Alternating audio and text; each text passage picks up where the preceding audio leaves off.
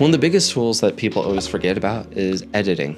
And there's many tools out there. There's places like Box Brownie to Fiverr. The limits are honestly endless with where you can go to find someone to edit your photos. Even ask a teacher, they can point you in the right direction. If you're taking photo and video, sometimes you run into this issue where you can't always find a good hybrid setup. Let me tell you what I personally recommend. Number one, if you're looking to get into hybrid shooting, you're gonna have to get yourself a camera that can do both.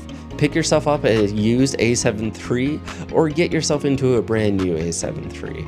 Pair that with 2 lenses that I'm about to recommend, and that's gonna be a really great setup. It's a really great camera and what it can be used for. It's decent in low light and it's decent when you're trying to shoot video.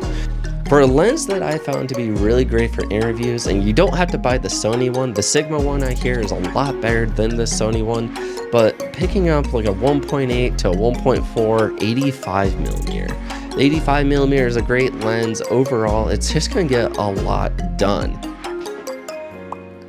The 85mm too is super sharp and it's going to give really great bokeh behind your subjects. Let's get into the next lens for you. This is my tried and true.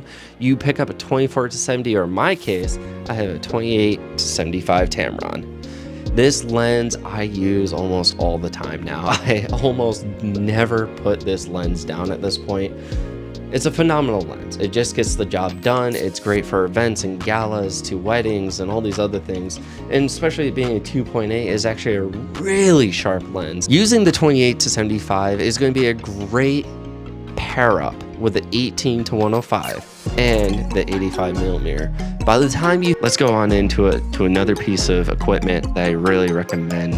And honestly, if you get all three, the camera body, these 3 lenses, you're just going to dominate the industry. And it's going to really separate you, the men from the boys. That, of course, is going to be a gimbal. Now, gimbals are used for all sorts of things, but it's really going to help out building that cinematic, gloss, clean look, especially when you need it. When you're shooting automotive, you're hanging out of a moving vehicle, or you're shooting real estate, you need to get that buttery, crisp, smooth look. This is going to be the tool to do it.